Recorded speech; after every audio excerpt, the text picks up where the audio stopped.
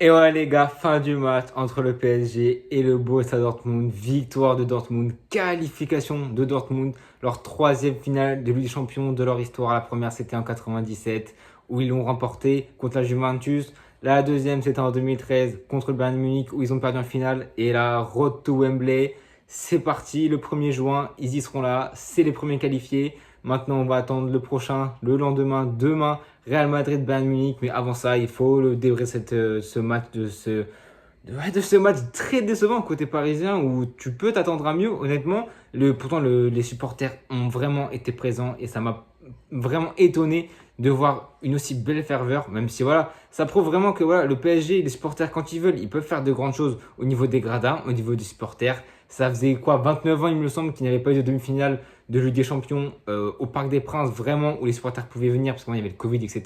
C'était délocalisé et tout, et sur certains matchs. Mais ouais, là, c'est vraiment les supporters ont mis le feu. Je vais vous montrer une petite image, etc. Les parcages ont mis le feu, tout le monde chantait, c'était beau, mais ça s'est vite éteint. Ça a chanté, ouais, les 15 premières minutes, ça s'est vite éteint. Et c'est dommage que le public n'a pas poussé. Après, j'étais pas au stade, donc on peut pas. À la télé, bon, c'est facile de voir des choses, mais au stade, peut-être que c'était meilleur. Peut-être qu'ils ont chanté pendant tout le long. Mais au stade, ça s'est vite assez atténué. Peut-être que des fois, de temps en temps, ça allait un petit peu plus fort. Mais honnêtement, le public a été quand même très très chaud. Et ils ont été là. Même les supporters de Dortmund aussi ont fait le déplacement.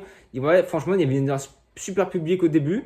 Et ensuite, ben, comme le rythme du match, finalement, les supporters se sont atténués et le PSG a pas été bon, hein. Le PSG, honnêtement, à part à la fin du match où ça s'est emballé, mais ce qui est logique au vu du résultat et au vu du score et de la victoire impérative à aller chercher, ça s'est emballé. Début de deuxième aussi, ça s'est emballé. En même temps, première mi-temps, l'action la plus dangereuse du match, c'est Dortmund qui l'ont en première mi-temps. La frappe de Deyemi, sauvée par Donnarumma. Et Donnarumma qui fait un match, très bon match, hein, sur les deux buts.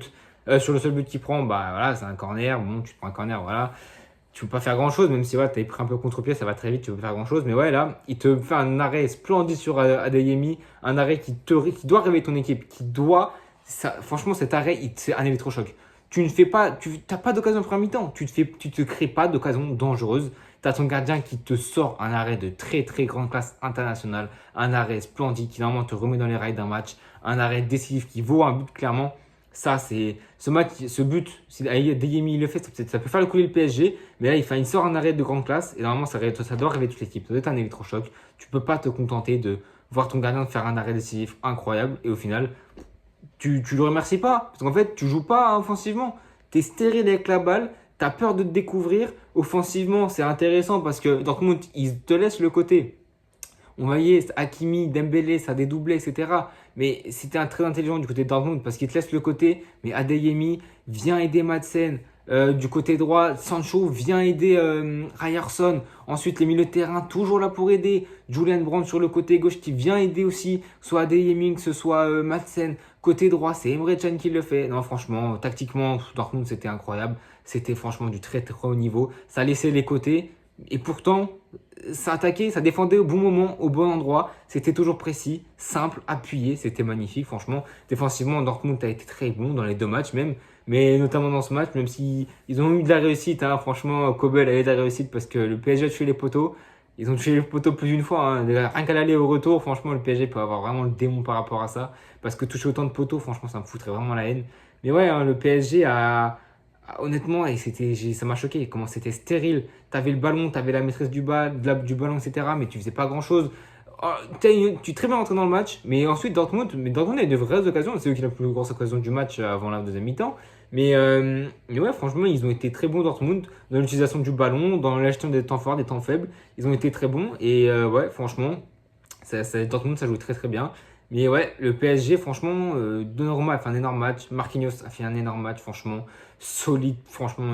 Adeyemi, il a quasiment pas éliminé Marquinhos. Füllkrug, à part dans le jeu de déviation, Marquinhos a fait quelques petites interceptions. Mais ouais, franchement, Marquinhos a été très bon, un vrai patron. Et franchement, dommage que Beraldo n'a pas suivi cet exemple parce que je l'ai vu dans l'avant-match. Vraiment, ça m'a choqué, ça m'a marqué. Marquinhos fait son discours, etc.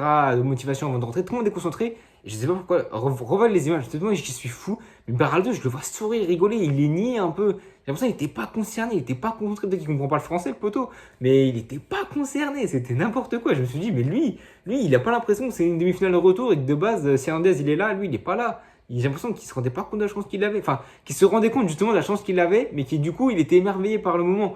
Et ouais, franchement, il a somnolé, hein, clairement. Parce que le but que Dortmund met, c'est un oubli de Berardo, hein. Il oublie clairement Hummels qui fait 2-3 pas pour se mettre derrière lui, la tête, et puis voilà. Revoyez l'image, je vais vous mettre là. C'est clairement Berardo qu'on voit derrière Mbappé dans le marquage, qui a complètement oublié Hummels, qui vient éteindre les espoirs parisiens. Et ouais, franchement, même Nuno Mendes a été. Franchement, Nuno Mendes a été assez transparent, même offensivement, défensivement. Défensivement, tu le voyais moins parce que, évidemment, Dortmund voulait évidemment garder un résultat tout en essayant de pas les rencontres. Donc, ouais, Nuno Mendes, tu le voyais moins défensivement, même s'il s'est quand même fait bouffer au début du match un peu par Sancho. Sancho qui a fait un très bon match aussi, mais voilà, il est plus dans la retenue évidemment. Mais ouais, il y a même Hakimi qui, bon, lui, ça va. Les latéraux n'ont pas été dégueux, mais offensivement, Hakimi a été meilleur que Nuno Mendes, je pense. Après, au milieu de terrain, pareil, hein, Fabien Ruiz, mais Fabien Ruiz, c'est le strict minimum en fait. Il a pas fait un match dégueu, hein. Au milieu de terrain, je pense que je vais peut-être faire un pire match, c'est peut-être pas Zaïre Emery, hein, parce que honnêtement, Vitinha, encore une fois, était le meilleur parisien ce soir pour moi, c'est n'importe quoi. Il a fait un top match, franchement. Mais ouais, Fabien Ruiz n'a pas été bon pour moi. Il a été bon, mais plus défensivement. Offensivement, il manque vraiment de rue. Il est pas rugueux. Je sais pas comment exprimer ce sentiment que j'ai envers Fabien Ruiz, mais il n'est pas dur sur l'homme. Il se laisse bouger, il se laisse marcher dessus. Il n'a pas la lucidité pour faire une belle passe. Vraiment, il a des lacunes. Et franchement, je n'arrive pas à comprendre que le PSG s'est mis sur Fabien Ruiz comme sur Carlos Soler, je ne comprends pas. Comme Ugarte qui a été écarté, peut-être que tu aurais pu le mettre là. Après voilà, c'est des choix à faire, mais honnêtement, Fabien Ruiz, il n'a pas fait un match dégueu non plus, Warren Zaïre non plus, hein. Aucun Parisien, je pense, a fait un match où ils sont. Fallait faire un match 8 à 9 sur 10 pour aller. Là, ils ont fait tout un match mid, sauf Vitinha qui a été énorme. Mais ouais, par contre, ceux qui m'ont déçu, c'est offensivement. C'est Mbappé, c'est Ramos et c'est Dembélé. Dembélé, il était fantomatique, hein. Honnêtement, vous pouvez me dire ce que vous voulez, Dembélé a été fantomatique. Mbappé, ça a été pareil. Mbappé, pour moi, était meilleur que Dembélé, hein. Franchement, honnêtement, les gens veulent toujours tacler Mbappé, toujours le tacler dessus, etc. On a vu le pauvre était à la fin en pleurs, etc.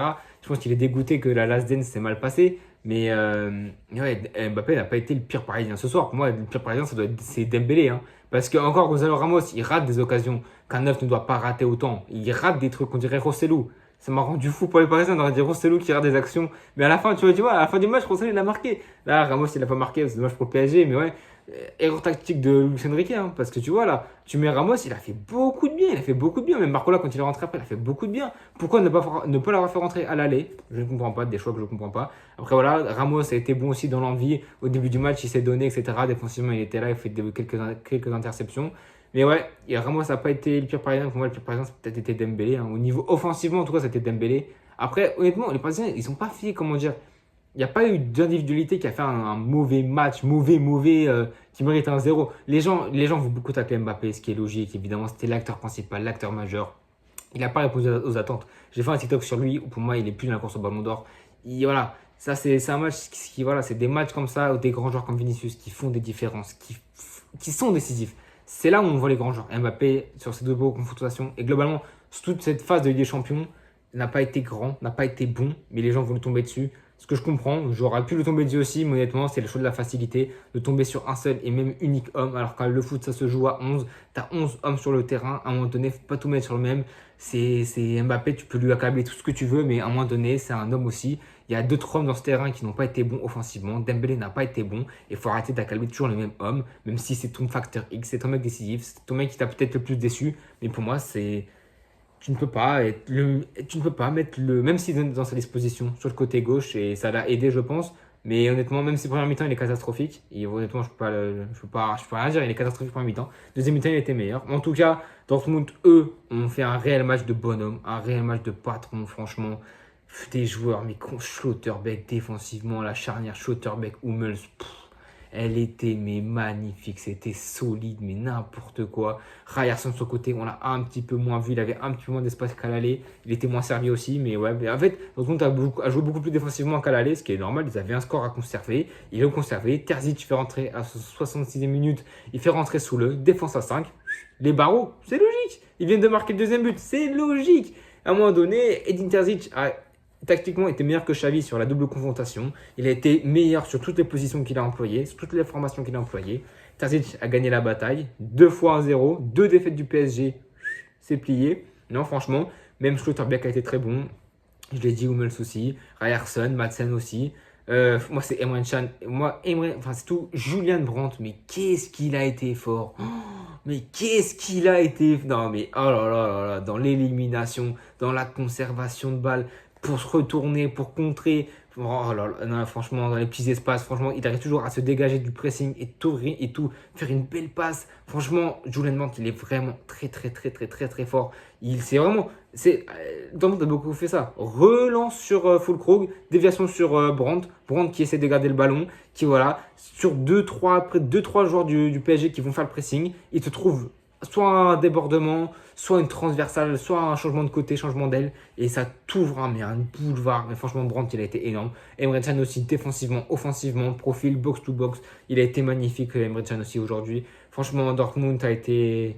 Tout le monde a été concerné, Adeyemi un peu en dessous, mais bon, à un moment donné, plutôt que c'était à un moment donné à l'aller, il était un peu blessé, il me semble. Mais ouais, franchement, Dortmund a été épatant, que ce soit dans cette double confrontation, dans cette phase de Ligue des Champions, soit en huitième contre le PSV. Ils sortent en quart l'Atlético Madrid, qui avait eux sorti les finalistes en titre, qui est l'Inter Milan. Et là, ils viennent de sortir le PSG, qui tout le monde les voyait en finale, hein, clairement. Et moi, honnêtement, j'ai vu la lumière. Avant ce match, je traîne sur Twitter, quelqu'un dit, vous voyez un score, je sais pas pourquoi. Je me suis dit, je vais pas mettre ce que je pense, donc j'ai mis 0-0, parce que moi c'était soit 0-0, et je voulais mettre Dortmund gagne 0-1, mais je me suis dit, vas-y, c'est impossible, tu vois. Mais honnêtement, Dortmund m'a épaté, Dortmund m'a surpris, et Dortmund est en finale, et c'est pas par hasard. Ça me rappelle 2013, où ils vont en finale contre Bayern Munich. La demi-finale, c'était Dortmund-Bayern contre. Non, n'importe quoi. Dortmund-Real contre Barça-Bayern. Et la finale, c'était Bayern Dortmund. Tout le monde voulait une finale Real-Barça. Au final, ça a pris contre-pied. C'était le classico allemand, Dortmund-Bayern Munich. Cette année, j'ai peur que ça fasse pareil, que ça fasse une finale. Tout le monde veut PSG face au Real Madrid. Le PSG vient de chuter. Et la finale sera, pour l'histoire, Dortmund-Bayern Munich. Mais je ne l'espère pas, évidemment. J'ai dit sur TikTok que j'ai vu la lumière, que j'ai vu qu'on allait perdre contre Bayern Munich. Et c'est vrai, je sens quelque chose, un mauvais truc, un mauvais esprit, un mauvais filon, un mauvais truc qui m'entoure autour de moi, qui me dit que on a toutes les armes pour le faire. C'est trop beau.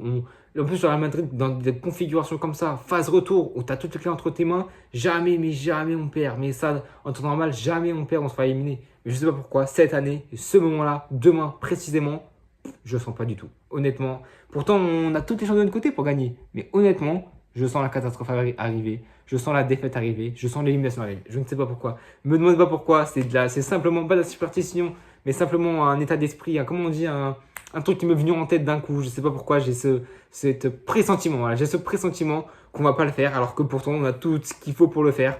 Mais voilà, en tout cas, Mbappé n'a pas été décisif dans ce match et je comprends pas pourquoi Florentino Pérez s'entête à vouloir chercher Mbappé alors que tu as Vinicius qui est décisif, alors que tu as Bellingham qui est décisif, alors que tu as Rodrigo qui est décisif. Pourquoi mettre Mbappé qui va foutre le boxon dans cette équipe? Même si voilà, Mbappé, tu vois un gars perturbé, eh ben moi je crois pas, ben si en fait je crois que si. Mbappé, poto, je sais que tu es perturbé par le fait de ne pas savoir, pas avoir le cul entre deux chaises parce qu'on sait que tu vas être barré à la fin de la saison, mais être en mode, voilà, tu sais pas où tu es vraiment. T'es pas forcément sur le terrain bon, et forcément adapté. Quand t'as pas la tête 100% sur un projet, tu penses déjà ailleurs, etc. T'es pas dans le match en fait, t'es pas dans ta compétition.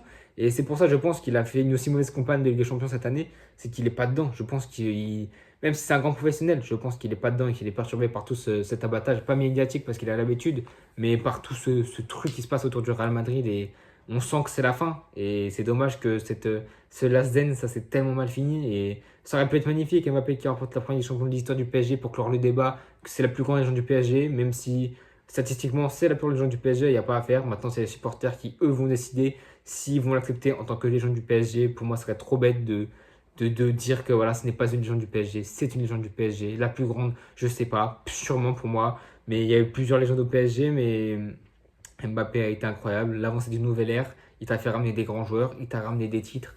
Mais il t'a ramené des titres, mais malheureusement, Cavani t'a ramené des titres, Ibra t'a ramené des titres aussi. Voilà, c'était pas Mbappé qui t'a ramené ce nouveau titre, cette Ligue des Champions. Et c'est quand même un impact pour le PSG parce qu'on début de saison, on se dit, allez, c'est une nouvelle ère, c'est voilà, on va amorcer la fin d'Mbappé. C'est la dernière année où il est là. On va essayer de se débrouiller, de faire un beau parcours en Ligue des Champions. On va essayer de, voilà. Et petit à petit, tu vois, c'est le route de la mort. Tu t'en sors dernière journée avec un but de Warren Zaïre-Emery. Ensuite, en huitième de finale, bon, ça se passe bien contre le Napoli. Pas contre le Napoli, c'était contre la Sociedad, pardon. tu t'en sors très bien, parce que voilà, ils n'étaient pas à la hauteur. Ensuite, tu as le Barça, tu perds à l'aller, voilà, tu as ce 109, tu as cette rage, cette haine pour au retour faire la différence. Et là, maintenant, tu tacles en demi-finale. C'est quand même un très beau parcours pour le PSG, pour un club français. Maintenant, il ne reste plus que Marseille qui peut peut-être aller chercher cette finale. Mais honnêtement, contre Atalanta au retour, ça va être compliqué, mais c'est pas le sujet. Mais ouais, c'est dommage pour le PSG que ça se termine là. Bravo à Dortmund qui, si on est en finale, c'est complètement mérité. Maintenant, on va voir demain, tout va se jouer entre le Real Madrid et le Bayern Munich, au Real Madrid, au Santiago Bernabéu. Tout le monde est là, tout le monde sera prêt. Honnêtement, il ne faudra pas bégayer, même si j'ai eu cette vision. J'espère que j'ai tort. J'espère honnêtement que j'ai tort, mais j'espère que j'ai tort. En tout cas, voilà les gars, c'est la fin de la vidéo. Dites-moi en commentaire ce que vous pensez du match. Les gars, grosse force aux Parisiens. Vous allez revenir plus fort l'année prochaine, les gars. Vous inquiétez pas, l'après Mbappé, ça va prendre quelques années, je pense, pour se remettre bien. 1 an, 2 ans, 3 ans peut-être. Mais voilà, c'est le début du nouvel ère pour vous. J'espère que ça passera très bien pour vous et que vous allez chercher enfin cette première des champions de votre histoire. Un jour peut-être, les gars. Je vous le souhaite en tout cas. Bonne vidéo, likez, partagez et abonnez-vous. Et nous on se retrouve demain pour le débrief. Le Real Madrid contre le Bayern Munich. On va aller taper ces Munichois.